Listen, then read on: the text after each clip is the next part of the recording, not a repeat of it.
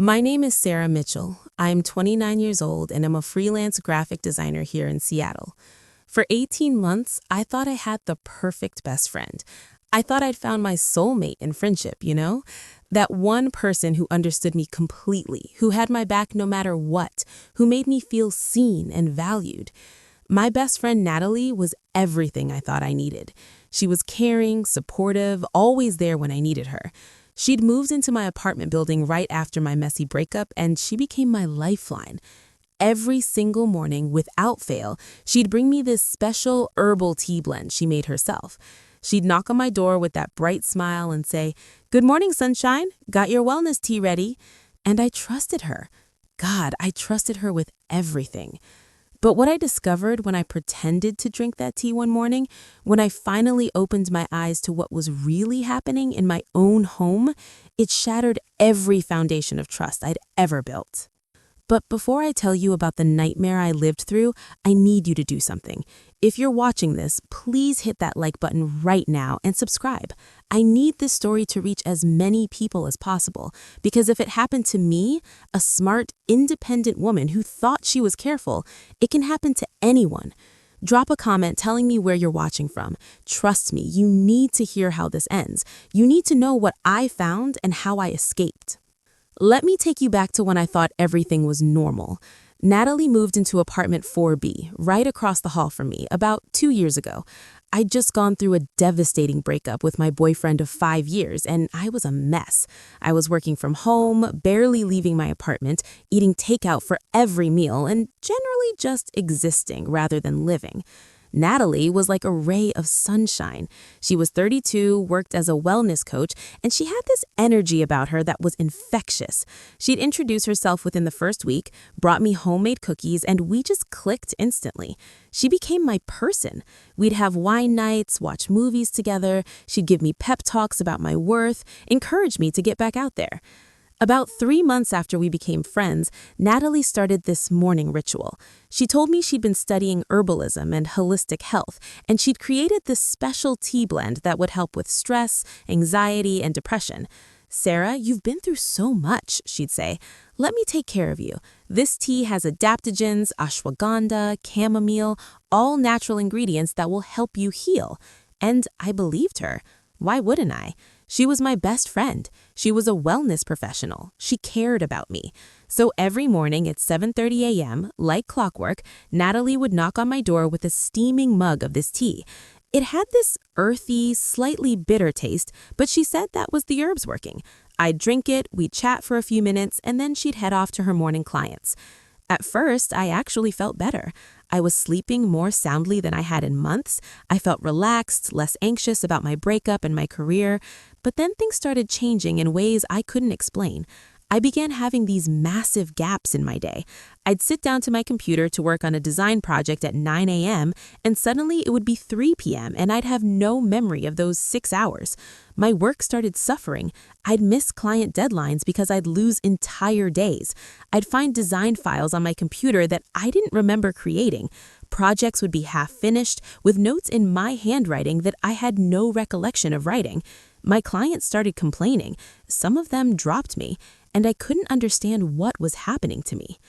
Natalie was so concerned. She'd come over and find me confused, disoriented, and she'd comfort me. "Sarah, I think you're having a breakdown," she'd say. "The trauma from your breakup is catching up with you. You need to take it easy. Maybe see a therapist." She even found me a therapist, Dr. Patricia Reynolds, who had an office in our neighborhood. She made the appointment for me, drove me there, waited in the lobby. Dr. Reynolds diagnosed me with severe depression and dissociative episodes. She prescribed medication. Natalie picked up the prescription for me, reminded me to take it every day. I was so grateful. I thought I was losing my mind, and here was my best friend taking care of me, making sure I got the help I needed. But the medication didn't help. If anything, things got worse. I started finding things in my apartment that weren't mine. Jewelry I didn't recognize, clothes in my closet that I'd never bought, makeup products I'd never purchased. When I'd ask Natalie about it, she'd laugh and say, "Sarah, you bought those, remember? We went shopping last Tuesday." But I had no memory of going shopping. None.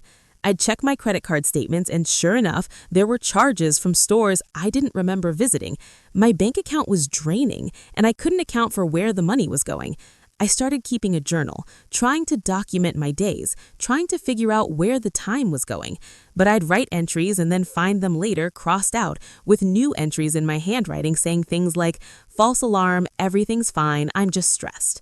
My sister Emma started getting worried. She'd call me and I'd sound off, distant, my words slurred like I was drunk, even though it was 2 p.m. on a Tuesday. She drove up from Portland one weekend to check on me, and when she saw me, she was horrified. "Sarah, you look like a zombie," she said. "Your eyes are glassy, you're not making sense. What's going on?" I broke down crying. I told her about the memory gaps, the lost time, the feeling that I was disappearing from my own life. Emma wanted to take me to a hospital, but Natalie intervened. She was there, of course. She was always there.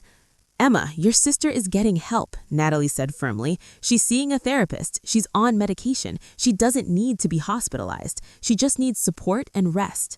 Emma pulled me aside later. "Sarah, I don't trust that woman," she whispered. "There's something off about her. The way she controls every conversation about you, the way she's always here, it's not normal." But I defended Natalie. She was my best friend. She was helping me. Emma was just being overprotective. Emma left that Sunday, but she called me every day after that, checking in, asking questions about Natalie, about the tea, about my therapist, and slowly her questions started planting seeds of doubt in my mind. What if something was wrong? What if this wasn't just depression? What if there was another explanation? The moment everything changed was a Tuesday morning, about 4 weeks ago. Natalie brought my tea as usual, but something was different that day. The tea smelled wrong, stronger, more chemical. I was sitting at my kitchen table and she set the mug down in front of me, but her phone rang. "Sorry, I have to take this," she said, stepping into my hallway. "It's a client emergency." The moment she was out of sight, I made a decision that saved my life. Instead of drinking the tea, I poured it into the potted plant on my windowsill. I'd been watering that plant with my morning tea for about a week now, just small amounts, because I'd started feeling suspicious. The plant was dying.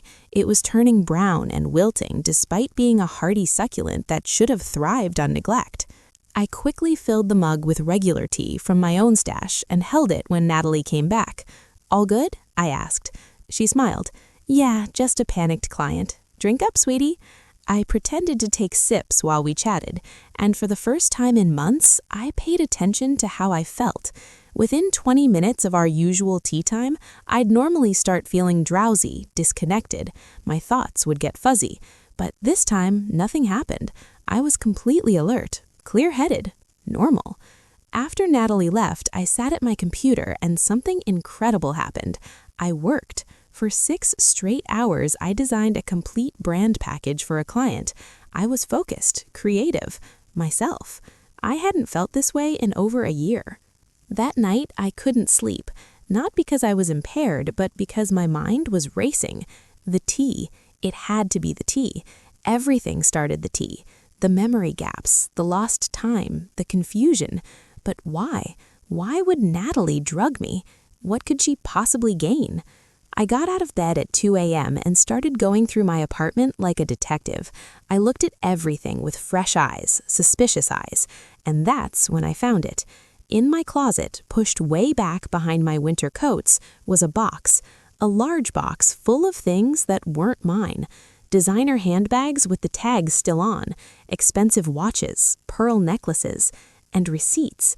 Dozens of receipts, all with my name, my credit cards, purchases I had no memory of making. I sat on my closet floor holding these receipts, and my blood ran cold. The purchases were all from high-end boutiques, jewelry stores, luxury retailers, tens of thousands of dollars worth of merchandise, all bought over the past year, and I had no memory of buying any of it. But someone had used my cards, someone had my information, someone had been shopping with my money while I was, unconscious? Drugged? I thought about the afternoons I'd lose, the gaps in time, the periods where I'd be sitting at my desk and suddenly hours would be gone. What if I hadn't been sitting at my desk during those times? What if I'd been somewhere else and I just couldn't remember? The next morning, when Natalie knocked on my door with the tea, I was ready. I took the mug with a smile, thanked her, and the moment she left, I poured it into a Ziploc bag.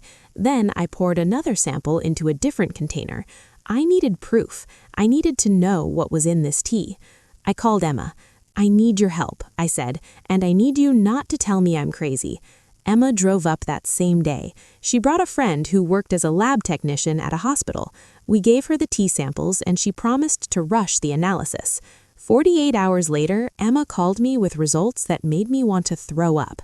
The tea contained rohypnol, the date rape drug. It also contained a sedative called midazolam and a dissociative drug called ketamine, a cocktail of substances designed to make someone compliant, confused, and amnesic. My best friend had been drugging me for 18 months, but why? Emma and I started piecing it together. The shopping trips I couldn't remember, the credit card charges, the designer items in my closet. Natalie had been using me as her personal shopping service. She'd drug me, take me to stores, use my identity and my credit cards to buy expensive merchandise, and then I'd have no memory of making it. She'd keep the items or sell them. I'd been her meal ticket, her mark, her victim. And the therapist, Dr. Reynolds? I looked her up. She wasn't a real therapist. Her license had been revoked 3 years ago for insurance fraud. She was Natalie's accomplice. The anxiety medication she prescribed? Probably more drugs to keep me compliant and confused. We went to the police that day. I brought the tea samples, the lab results, the receipts, the credit card statements, everything. Detective James Morrison took my case seriously. Within a week, they'd arrested Natalie and Patricia Reynolds. They found evidence that I wasn't their first victim. There were 3 other women, all of whom had been befriended by Natalie, drugged and used for financial fraud. They'd stolen over $400,000 combined from all of us. The trial took 10 months, but both Natalie and Patricia were convicted. Natalie got 15 years for drugging, fraud, and identity theft. Patricia got 12. I'm still recovering. It's been a year since I stopped drinking that tea, and I'm finally feeling like myself again. But the betrayal, the violation of having someone I trusted completely use me like that, it's something I'll carry forever. If you've made it this far, thank you for listening. Please share this video if you think it might help someone. Hit subscribe to follow my healing journey, and drop a comment letting me know where you're watching from. Stay safe out there, trust your instincts, and remember, if something feels wrong, it probably is. This is Sarah signing off. You're not alone, you're believed, and you can survive this.